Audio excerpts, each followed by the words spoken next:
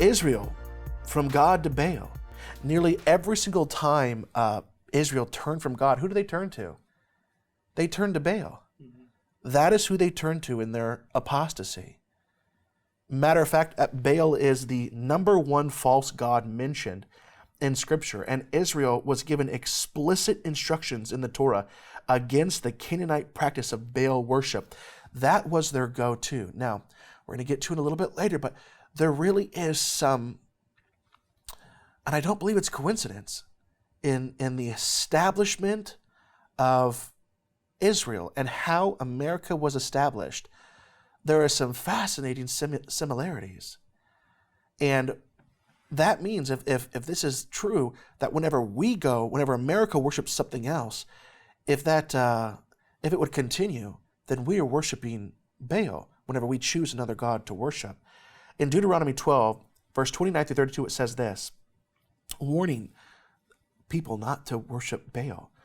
When the Lord your God cuts off before you the nations whom you go in to dispossess, and you dispossess them and dwell in their land, take care that you be not ensnared to follow them after they have been destroyed before you, and that you do not inquire about their gods. Basically saying, don't even be curious about them. Saying, how did these nations serve their gods? That I also may do the same. You shall not worship the Lord your God in that way, for every abominable thing that the Lord hates, they have done for their gods, for they even burn their sons and their daughters in the fire to their gods. Deuteronomy 18, 9 and 10 says this, when you come into the land that the Lord your God is giving you, you shall not learn to follow the abominable practices of those nations. There shall not be found among you anyone who burns his son or his daughter as in an offering. Listen, Baal is known as the god of prosperity.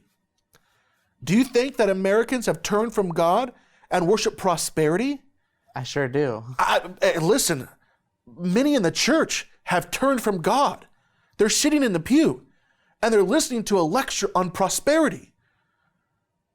That is Baal worship. Baal, the god of prosperity, the god of power, the god of sexual immorality, and the god of fertility.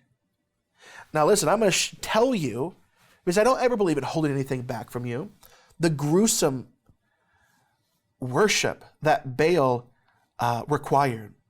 The worshipers would gather around a statue or figure of Baal, which was a half bull, half man god. But apparently to get Baal's undivided attention, they would sacrifice live infants into the burning hands of Baal with fire in his belly.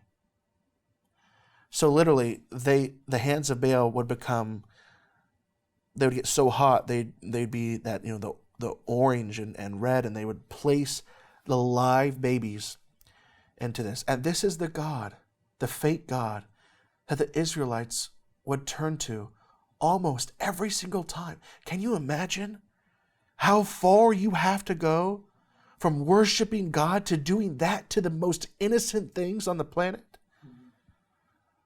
When his hands would reach a white-hot temperature, the infant would be placed into Baal's white-hot hands.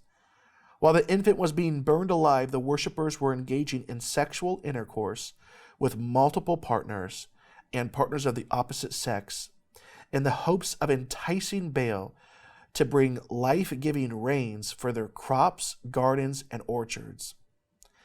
Baal worship is directly tied to child sacrifice. And I don't need to tell you this, that abortion is modern-day child sacrifice.